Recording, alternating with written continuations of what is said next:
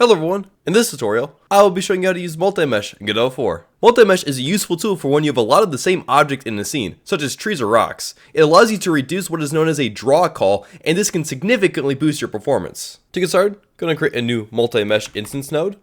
Now, we could put the script on here, however I like to keep it separate, so I'm going to create a new node 3D. Let's just call it multimesh, and let's add a script. Next, let's go to reference our multimesh instance. I'm also going to create a variable for our mesh instance count. So export variable mesh count. This will be int. I'm going to set it to 100 for now. Next, in our ready function, we'll initialize a new multimesh. Variable multimesh gets multimesh.new. Now we can set a few properties. First thing I'm going to do is set the transform format. Multimesh.transform format. Set this to be multimesh.transform 3D since we're working in 3D today. Next, I'll set the multimesh count, multimesh.instance count. Set that to be our mesh count that we set earlier. Next, we need to load in our mesh that we're going to be using. I'll be using a tree model that I created earlier.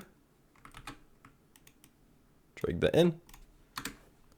Multimesh.mesh will be assigned to my multi-tree. Next, we can do cool things such as randomizing the position. So I'll do a for loop for I in range, pass in our mesh count, set a variable t for our transform 3D, t.origin will be a vector 3. For the x, I'll do rand f range, negative 50 to 50. For the y, I'll do 0 for now. And then for the z, I will also be doing a random range between negative 50 and 50. Then we can assign this value to the multimesh by using multimesh dot set instance transform, pass in the instance index, and also our transform. Now after we've set all the properties to our multimesh that we want to, we'll do multimesh instance dot multimesh gets our multimesh. Now you may have noticed that we don't have any materials on our trees yet. We can fix this by going back over to our script. My tree model has two materials, one for the leaves and the other for the trunk. So I'll go ahead and reference my leaf material and my trunk material. Then we can do multimesh dot mesh dot surface set material. Set the first index 0 to be my trunk.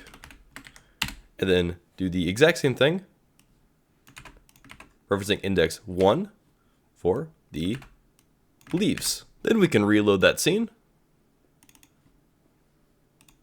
You can see we have materials on all of our trees. Now let's say that we want to snap all of our trees down to a terrain. Well, we can achieve this by using a raycast query.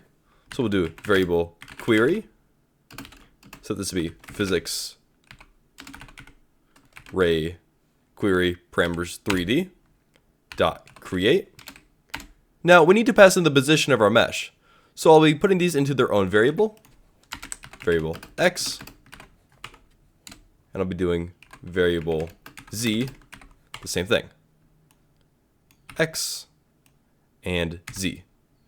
Now I can do vector 3 x and then 1000 for our raycast and z. Then we'll do the same exact thing in the opposite direction. So minus 1000. This will give us plenty of range on our raycast. Then we'll push our query into a result. Variable results gets get world 3D dot direct space state dot intersect ray query. And since we're using this to set our position, I'll be moving the t origin assignment to below the result. And instead of 0, I'll be doing results dot position dot y. And in the event that our raycast doesn't hit and we don't have a result, we'll first check if results. Then we will assign using the result.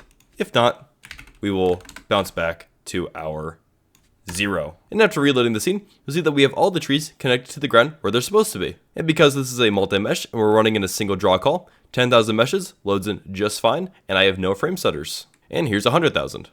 Anyways guys, if you have any questions or comments, please leave them down below, and don't forget to like and subscribe. Thank you!